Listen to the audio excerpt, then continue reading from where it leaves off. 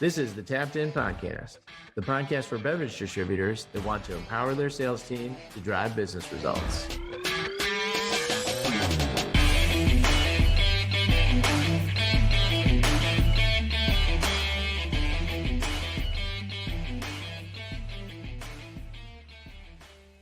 Listen up and welcome back to another episode of the Tapped In Sales Podcast, your podcast for beer distributors by beer distributors. I am your host, is with the mostest, Bud, here with Moneyball Ross and Data Mike. We are back again. We're going to go over some really interesting topic that's popped in my, Instagram feed inbox late last year, but we've been looking for an opportunity to kind of talk about it. And this is what human connection can do and how people still buy from people and people still do business with people and what that actually looks like. So we're going to play a little video to kind of get us going here. And the video we're going to play is, this is a lecture from Rory Sutherland, who is a marketing expert who is English as well. So he's a Brit. And kind of want to play this. Should have shared the audio, boys. So tell me if you can't hear this. Fantastic man I knew called Alex Batchelor, who used to be the marketing director of Royal Mail. They could never make sense of their customer satisfaction figures because they didn't correlate at all with service performance. There are areas where mail didn't arrive very reliably, it was late, it was hopeless. People loved Royal Mail. There are other areas where their service was absolutely spectacular and people were pretty indifferent. And they were trying to correlate the quality of the service with customer appreciation. It didn't make any sense. Someone had a different idea. It turned out that the vast majority of people's perception of Royal Mail was driven by one thing only, whether they liked their postie. Simple as that. Regardless of how reliably the mail arrived, all the things they were spending billions on were making no difference. Meanwhile, the guy who'd actually leave something around the back because I knew you were away on holiday was a total hero. Never forget that. An individual person with the discretion to take intelligent contextual action is worth 1,000 algorithms. And we're in danger of forgetting that. So that's my final call to action. Rather than trying to change the world, change how people see the world, because when people see the world differently, they behave differently, and that then changes the world. Fantastic. So kind of a fun topic here in that we know in our industry that some of the relationship stuff that you have with your drivers, when you listen to the, voice of the retailer, if you do a survey like that, if you're an AB wholesaler out there, you've heard that term before. If you're Molson Coors, you probably have a survey that you've done as well from time to time. That the drivers are some of the people that have the biggest and greatest connection because they're out there taking that intelligent human contextual knowledge and actually applying it. So kind of a fun topic. I love Rory. If you ever listen to him or grab some stuff, he's got some really interesting perspectives on things. So you can go find a bunch of his stuff on YouTube if anybody finds that interesting and want to learn some more. Ross, let's start with you. How does this land on you? I mean, it's so appropriate. I mean, you can take it on a couple different vectors here, right? So one is timing's perfect. There was a great example this week where we were on a call and we were discussing a very similar theme, which is you can over optimize, how you, from a data perspective, how you approach an account. And what really stuck out to me was this idea of what are you trying to optimize for? And it's really dependent on the account. It depends on the individual, depends on the clientele and the account. So I think that ties into this well, and I think we can bring that back in, especially as it relates now as we start to think about the other vector, which is AI and how that plays into the value of relationships, the value of data, and how we connect people with processes and technology to best serve the customer being the account and the individual or the purchaser, the end consumer of the product. And we've talked about this a bit, with my wine example, but there's a lot of different directions that really blow up in my head. I mean, I love this clip, and it can't be more appropriate for today than this, I think. Well, the funniest thing about it, and maybe at the same time the saddest thing about it in your thought process there too, Ross, is that Royal Mail spending millions of dollars to improve delivery reliability, and it makes no positive impact on customer satisfaction. When if they had just spent time to hire the right type of person while still providing reasonable Yeah, he's reliability, British. like You gotta say waltzed. whilst still, right, I can barely speak American, Ross, let alone English. So they're while it's Waltzed. still improving customer satisfaction. Like it's just a funny that you spend all this resources on what really is table stakes, and the customer just cares about that to the point of stable table stakes and then moves on to the next thing, which is like, what is my experience with the human that is providing the service that is working for me Well, or I'm not going to working speak with for me? the efficiency of Royal Mail, but I think you need to be operationally excellent, but also double down on where, the final mile, which is that relationship. So they may have spent millions, but I can't attest to that being operationally efficiently spent. Probably billions. Yeah, they're British. Mike, They're pounds. They don't count. they're bound. Yeah, they're funny money. If it was Canadian dollars, they'd definitely be big. Freaking monopoly money, man. Mikey, how's this land on you? I just love the term postie. I'm gonna have to start using that more. I mean, forget mail carrier or mailman. I'm gonna start using postie all the time. I love it. It's very we talking about general relationship? neutral. What's that? In today, it's very general neutral for It today's is. world. Yeah, I love it. I was trying. My brain was racking. I was like, what can we start calling our distributors? They're not posties, but I mean, the drivers and beer reps. If we had a fun name like that for them, beer skis. Beer skis. But do you no, guys have that's relationship? Do you guys have relationship with your posties? No, No? we. I mean, I'm pretty sure we have some sort of dynamic routing going here because we very rarely have the same driver. Bud? I get the same driver every day, and I don't have a one-on-one relationship with my driver. He's a little bit new, but I did before. And the guy before does our community. He knows my mom because my mom and my mother-in-law live close to each other, so we know. But Mikey, who did have a really good relationship with our postie is the Atlas Sandy and Julie. Yeah. They knew that guy like you guys would give him hats and all kinds of stuff. Oh yeah.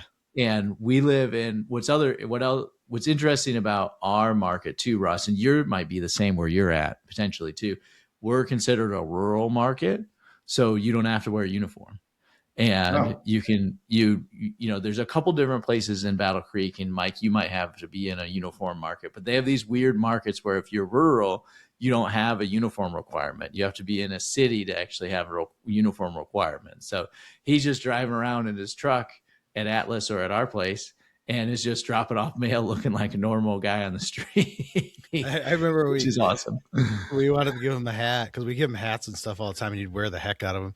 And we had this Mad Dog 2020 hat from when Mad Dog first came out. Just said flat build, right, flat front, and it just said MD 2020 across it. We gave it to him as a joke, and he wore that thing every day for the next couple of months. Every day. Yeah, rocked it out.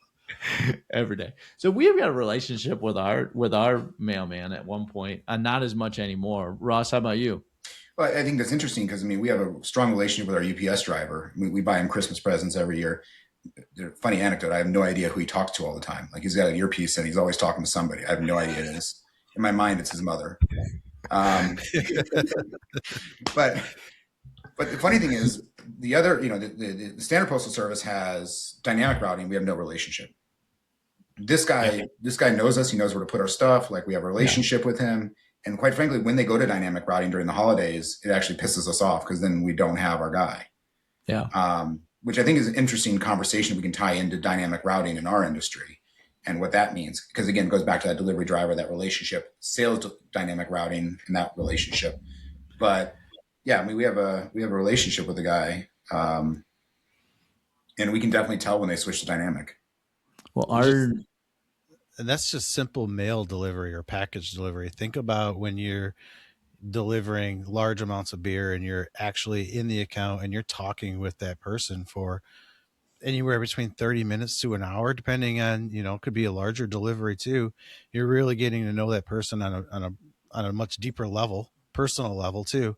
So where that relationship is like tenfold, right? And that's our beer drivers. That's our delivery drivers that are out in the market. And a little bit of this conversation just from dropping off the mail, which it takes maybe less than a minute, 30 seconds, or dropping off a package, same time frame. And then you take that and you expand that once a week contact for an hour or two, and you really start to learn that person. You know that person, you trust that person. So that's, Well, I mean, we talk about relationships all the time, but I think delivery drivers and their relationships are super unique, and they're different than beer reps. Well, what's funny, Ross, about you saying you got a relationship with a UPS driver that you know well too.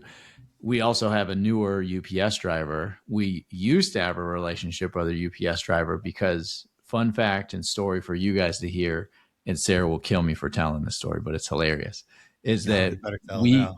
we moved down the street from where I grew up. We had the same UPS driver from when I was a baby all the way through high school. And then when my mom and dad moved over to their new place, now I moved back to town. And when I moved there, Go dox yourself, man. still the same UPS driver. I mean, I don't care. Still the same UPS driver, just down the road from where we were at. And my mom runs across our UPS driver and says, "Hey, do you know that Bud just moved back into town just down the road from where he grew up?" And he said, "Yeah, I do." And he said, "I also know that my job's going to be just fine." And my mom kind of looked at him and said, "What do you mean?" He said, "Because his wife has the same shopping habits as you do."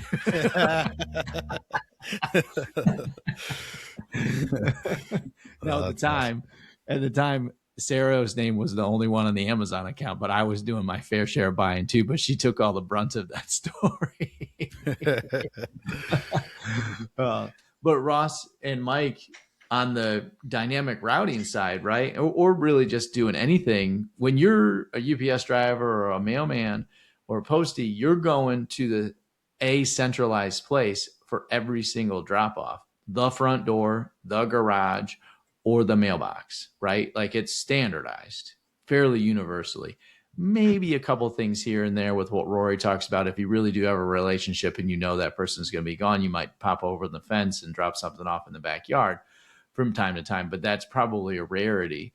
In our industry, having context knowledge about the account, where things go, what displays are to be filled, rotated, all that stuff really elevates, because the experience is different when every unique account requires things slightly uniquely or differently in some way, shape, or form. So you can actually leverage a lot of that context knowledge by avoiding or delaying or not doing dynamic routing in some ways too. So that's something that's a different from this example to our industry's example, where, Mega Bev wants things put one place, Billy Bob's Party Store wants things another way. Some people maybe don't want things put away, or what the rep needs, like, "Hey, I got this display space. I'm going to send in the 100 cases. I need you to build it, or I need you to drop it here and kind of structurally put it together so I can freshen it up on Friday when I've got some free time." All that stuff is important in our industry. And if you do that dynamic routing process, it's a much more difficult task to tackle to actually solve those challenges, right? Absolutely. I mean, a driver can make or break your account. You could be an amazing sales rep and have an amazing relationship with the account, but if your driver sucks and your account manager does not like your driver, it impacts you too. And having an amazing driver is huge because, like you said, you don't have to tell them every week where something goes. All right, they're not lazy. They're not just dropping it here. They're not putting the whole entire order in the middle of the cooler and the next vendor comes in and can't get in the cooler. I think back to Atlas, and we had some drivers that were just over the top good, especially when it came to relationship building. And numerous times when we were getting ready for a reroute or we were restructuring in some way, shape, or form, I would have retailers call me. "Hey, I heard you guys are getting ready to change things up. I'm telling you right now, do not change my driver. Dude, I don't care what else you do. Do not change my driver. I need to have them." And those are the things you love to hear. It sucks from a logistical standpoint when you're trying to do a reroute and have things make sense. But on the other end, it's like, yeah, you know what? He's probably not the most efficient driver, or maybe he makes mistakes or whatever, but that relationship is super strong. Or maybe he is an amazing driver on paper and he has that relationship. But knowing those things are huge. And that also helps the sales rep out too, because now you're in there and you're trying to get additional space. You're trying to get additional displays. They love your driver. They love you. They love your company. That is one of the many faces of your company. On the other end of that too, getting those calls of, hey, that driver better not deliver at my account ever again. You know, walked in, dropped all the beer right in front of my office door and left. You know, didn't get checked in or didn't do this or didn't do that. Those are the calls you don't want. And I think, I mean, our competitors didn't really do dynamic routing except for one, and it wasn't done on purpose. It was more done by turnover, right? Where they had a serious turnover problem and they were going through drivers left and right. So they would have a lot of new drivers, and that's all we heard about, all we complained about, you know, and when that happens, it reflects on the rep too, trying to get something in. It's like, no, man, your driver sucks. I don't even want to deal with your company. Like, send me the minimum, get in, get out of here, you know? So yeah, relationship building definitely starts there too. How else does that impact the sales side, do you think, too, Mikey and Ross? Well, I was going to take a quick aside there and just say, going back to my, the origin story, an important lesson, which is you can be wrong and right at the same time. And on paper, dynamic routing makes a hell of a lot of efficiency sense, right? Whether it be sales routing or whether it be delivery routing. And being an analytical person, getting my hands on RoadNet 30 years ago or 20 years ago, or whatever it was, and seeing the power of, dynamic routing, my first thought was, we got to do this. We got to capture these efficiencies. But in my career, I learned that the answer on this is way more nuanced, and it's much more relationship based. And I think as AI enters the picture, it just sheds a spotlight on this. And, I think that video clip shows it even more, but long way of saying that you can be wrong and right at the same time, that yes, dynamic's more efficient. I was never a huge fan of dynamic routing unless you're in a market where the conditions are changing that much. If you're sending a truck out one day with 200 cases and the next day it has 100 cases or 800 cases, and you can put those 200 cases on another route, there's markets where it totally makes sense. But then there's markets where it's like, do the efficiencies outweigh the negatives from the relationship side? And changing drivers constantly, not allowing them to build that relationship, that trust factor, which is even bigger than the relationship. I mean, think about some drivers that go around and give Christmas presents out, right, to their retailers, or cards. I know retailers that would give their drivers cards or Christmas presents. Like, that's what you really, really, really want at the end of the day. Because, I mean, that wasn't just the driver that was receiving that gift. It was your company that was receiving that gift as well too, because that person just loves your driver so much, they love your company.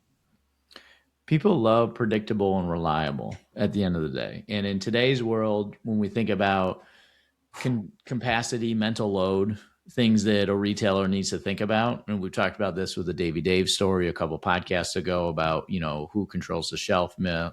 And when Dave would do so well at controlling the display space, in which managers would allocate all of the display space decision and responsibilities today for not just his products, but everything else that he sold as well too in the store.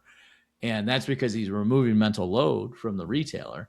When your relationships, or when your process and your system and approach to working with accounts is very predictable and reliable, you reduce that mental load on the retailer to the point in which, when you're asking for stuff, and when you're asking for that yes, which is an additional mental load on that retailer to say yes, to add a new product, to put it into their system, to price it, to market it, to sell it, to cooler sticker it, to do all that stuff, you have made it so simple for them that they are more apt to say yes, that it's an easier yes because it's more predictable and reliable. And that system comes through from people, right? It comes through from people being able to execute the delivery well, the merchandising well, the rotation well, any pickups, right? How many complaints have you and I, or all three of us, heard about?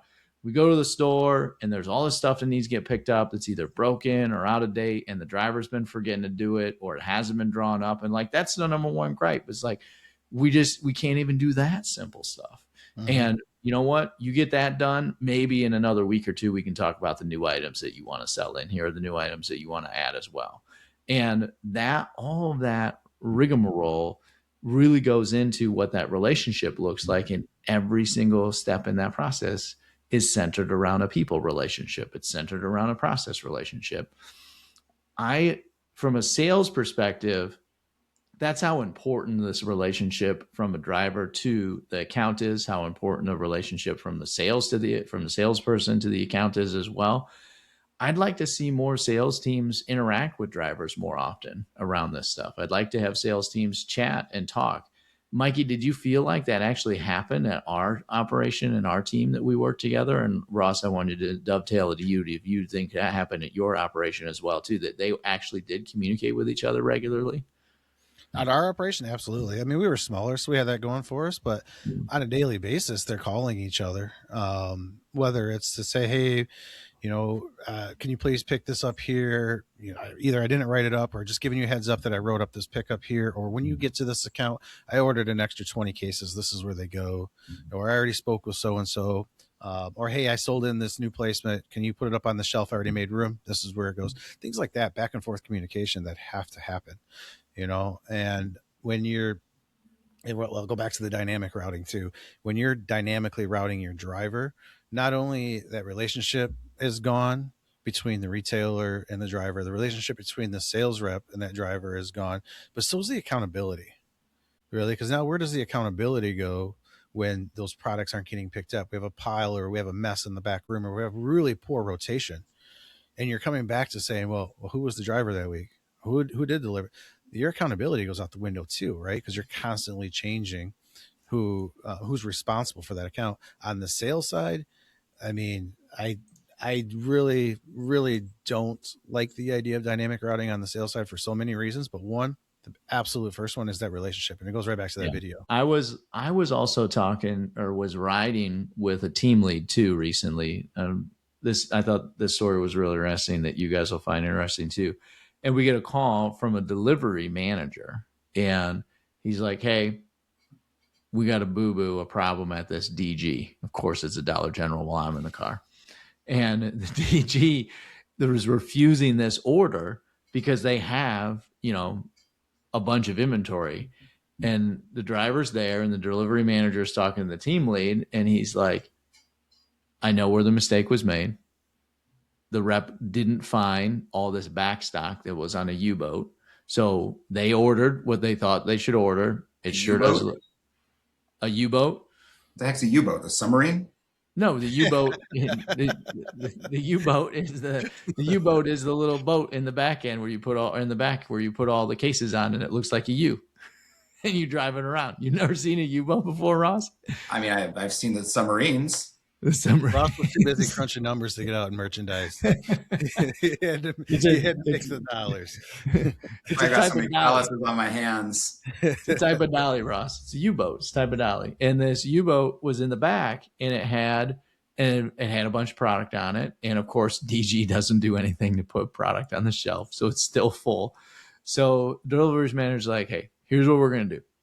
I'm gonna go there tomorrow. If the manager isn't going to take the order, I'm going to go there tomorrow. I'm going to go back with the order because I got to go that way already anyways. And it's not efficient, but it's worth my time. And I'm going to go work the store, and I'm going to go show them how, yeah, you're going to have 40 cases or whatever, but like you need the order because it's getting into the busy season. It was a couple weeks before Memorial Day, and we're going to work it on, and we're going to put it on display, and it's going to be fine." And it was fun to listen to the team lead. The rep made the mistake here, right? Honest mistake. Didn't find the backstock. DGs are a mess. So if anybody has ever been into DG, you're going to know they're a mess, and this could happen to anybody. But it was nice to see the collaboration back and forth around, like, we got a problem. We're people. We can take human context intelligence, and we can move forward and try to solve this together. And I love that kind of work, because at the end of the day, that's what actually really drives results and drives the way that outcomes happen. And if it works out good, that store manager is probably never going to forget that. And when the next boo-boo happens, smooth under the table and move on to the next thing, because you know what? These people will make it right. They'll do a little extra work, do a little extra TLC, and they'll make it happen for me. Mm-hmm. I mean, I think what I want to take on is anybody listening, because we have a relatively sophisticated audience that's sitting there thinking, you old hokey guys talking about back in the good old days when relationships mattered, right? We're heading to a world that's all data, it's all analytics. Orders are going to write orders, computers are going to take orders, and you don't need shit, you don't need people, get rid of it all. Okay, so I want to take that head on, right? Because I mean, I represent the analytics part of this conversation, and here's the point I'm going to make is I think it actually isn't just us being old and hokey, that we actually are heading towards something, and I'll give you the proof. As we look to the frontier of where we're going as far as AI is concerned, and we look at what's happening in the hyperscalers and in the tech companies, what we're seeing is that the most senior analysts are becoming more valuable, that they're leveraging AI to be more human in their ability to reason and to plan and to be strategic. So those aspects of them as a human being, in terms of their problem solving, those things that are uniquely human are what's driving their value upwards, right? So the technology is replacing anything that's more block and tackle and focusing the value on the human and the uniquely human things. So as I play that forward over the next 2, 3, 4, 5 years, I think that's where we're heading. I don't necessarily think the answer is just rip out all the humans and put in technology, right? Robots and orders taking orders. Hey, you know what? Maybe that ends up happening in 10, 20 years. But for now, what we're seeing is AI. And again, we can see where AI is going based on where those frontier companies are. And where it's coming to us is I think it's going to amplify. I'm pretty sure it's going to amplify the humans that are capable of doing the human things. And the AI is never going to allow you to have a one-on-one connection with another human being. Now, of course, there's those memes going around like, hey, the waiter asked me what I should order. What should I say to them? People talking to their GPT because they don't know how to talk to humans anymore.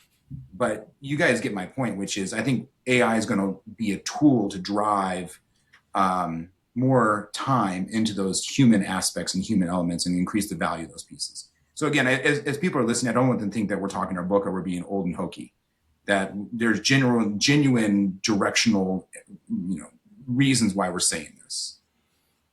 Yeah, great point. I love that point. I mean, there's basically two ways of looking at it. You have the side that looks at AI and the tools that are coming in the future as a way to save time, right? In this case, for a beer rep, save time in the market, to strip down, right, and get slim as far as personnel. And then you have the other side of the table that's looking at it and saying, hey, let's save some time for our reps, for them to do more rep-centric things and get back to the basics, sell beer, build relationships, sell things, right? And I think there is a divide there where there are still people with the belief of, hey, AI is going to come in and save all of this time or save these resources to where we can get a little bit slimmer.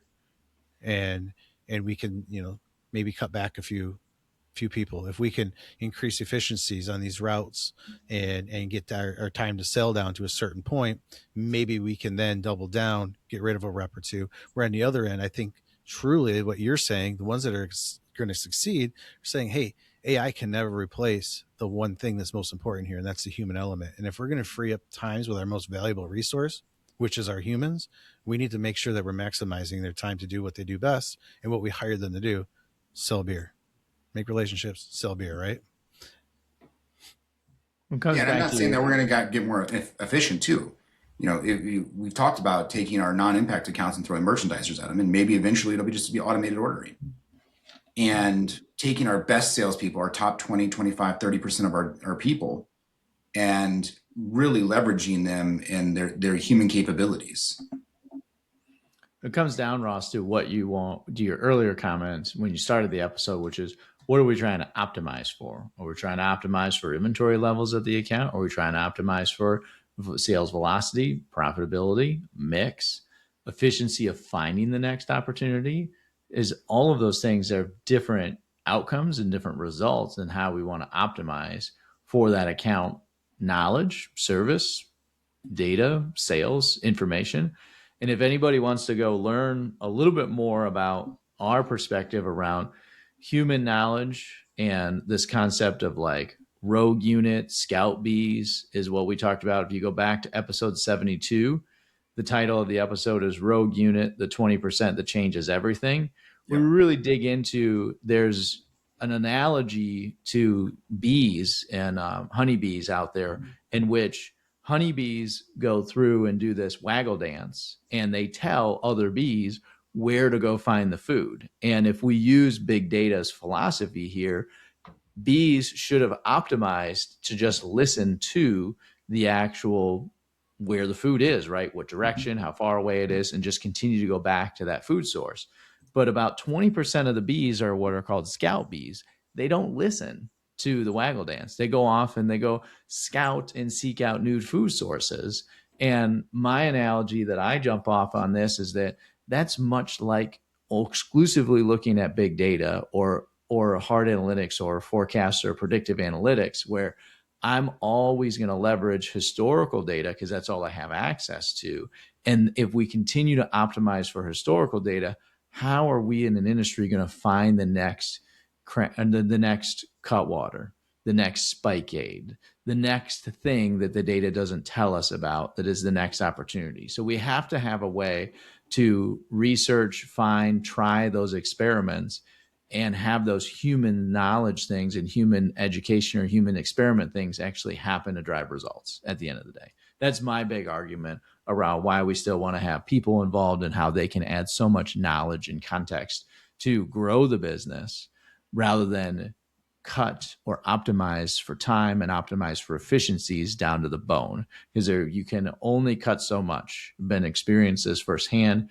You can only get so lean. You will come to a tipping point at that. And at some point, you got to look at yourself and your leadership team and you run a distributor and figure out how to grow again. And you got it. The three of us have seen this. We've all run wholesalers in that world where cut, and then look at each other and be like, how do we got to grow out of this? Because we're not going to be able to. It can sustain what we're doing if we don't figure out a way to grow again. And that's going to come through things that the big data isn't going to show us all the time in our market. What else do you guys want to talk about in this realm? What else haven't we talked about yet? Let's see the postie do the waggle dance. Let's see the postie do the waggle dance. That might be a tall order, Mike. Might be a really tall order. Ross, anything else you wanted to touch on too? Yeah, let's put a fine point on your point there, Bud, which is it's similar to when you look at an economy and it's a million different decision points. And it's difficult to command and control it and say, I'm optimizing for this, this, and this. And that's uniformly correct across all humans and places and things, right? It just doesn't work that way.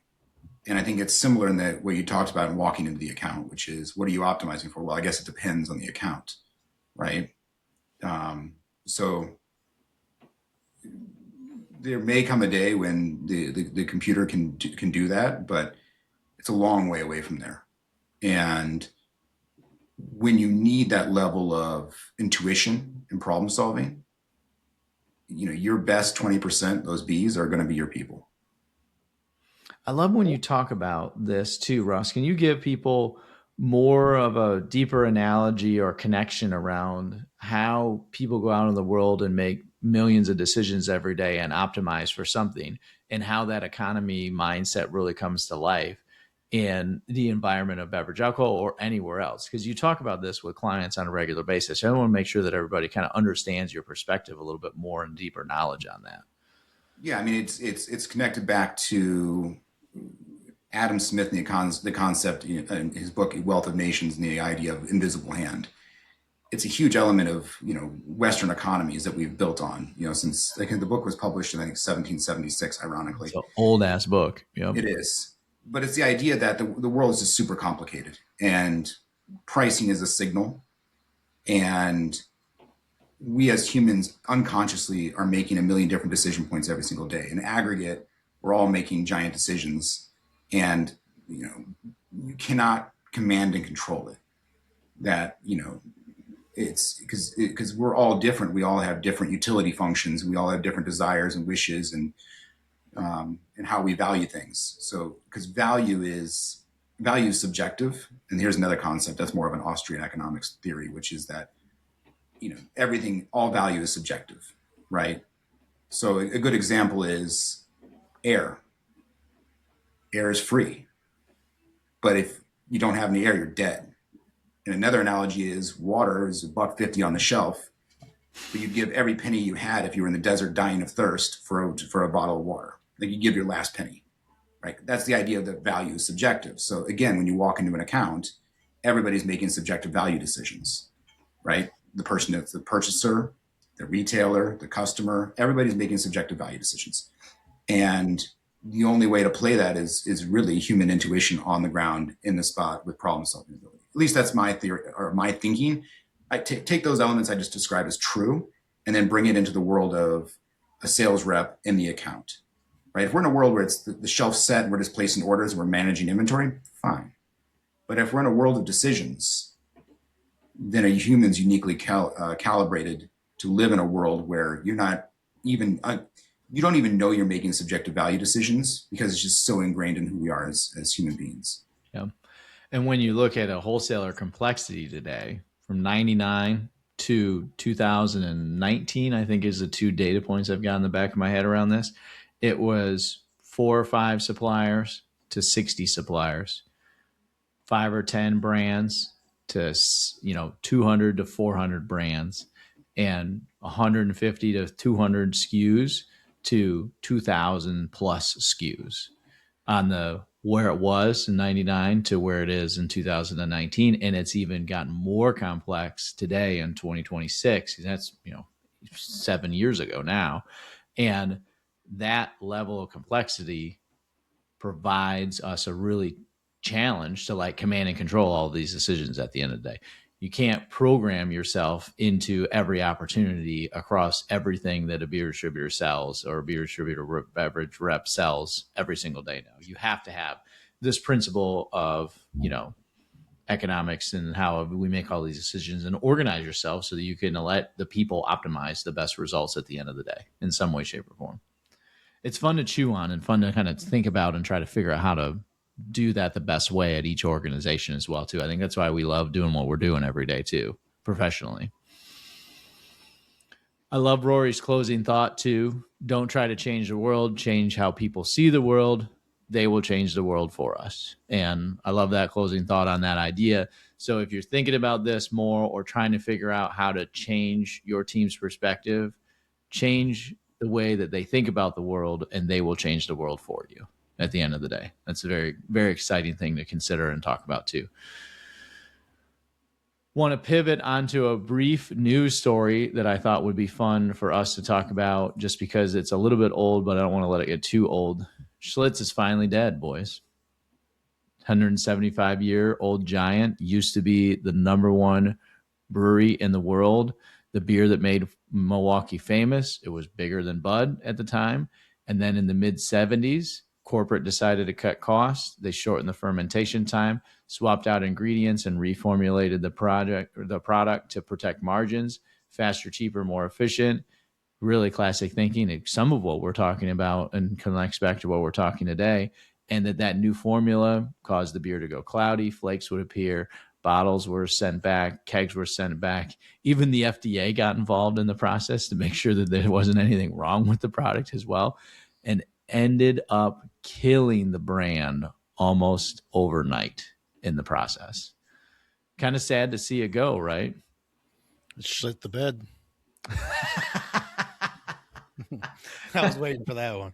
It is sad. I mean, it's an icon. It's an iconic beer. It's been around longer than, it's a huge brand, but at the end of the day, it goes against everything what we were saying today. And, they ultimately won the spreadsheet and lost the consumer, accidentally ruining the product along with trying to be efficient. And yeah, it's the opposite of the Posty story. Wasn't the brewery, didn't they brew it in Detroit too, Mike? They did have a brewery in Detroit area. I forget exactly where. I forgot where too. I'm thinking it might have been at the time one of the larger breweries as well, which is kind of crazy that because then it was able to slowly. No, it was Stroh's that was in Motor City. That was Stroh's. Stroh's. Yep. Google to the rescue on that one. Yep. Schlitz, yep. Stroh's. They bought Schlitz way back in the day for like $500 million. and then never really kind of got back on the other side of it. The two American breweries were eventually, fell apart, and Stroh's isn't really around either. But Stroh's, yeah, Detroit beer brand that failed after buying Schlitz in 1982. That would be Stroh's. Kind of crazy. Ross, when was the last time? Oh, well, either of you. When was the last time either of you had a Schlitz? Can't remember if I've ever had one. That makes two of us. Either. That makes three of us. Might be part of the problem as to why that it failed and went downhill. So, Sad Panda. Cheers to Schlitz. You know what? Creative destruction, right, Ross? We move on. Another economic principle. Move on. Somebody will buy the brand and bring it back as retro in 5 years. Don't worry. Buy the label, change the fluid. Yep. Prediction for what, 2030, yeah. Ross? Yeah, it's probably the right time frame. Perfect. I love it. Well, boys, another good episode here. If you're out there in listener land, want to send us an email, hit us up at info@vxptech.com. That's info@vxptech.com. We are going to continue to do this week in and week out. We enjoy hearing from you, so hit us up. Ross, Mikey, you guys rock. Thanks for joining me again today, and cheers, everybody. Cheers.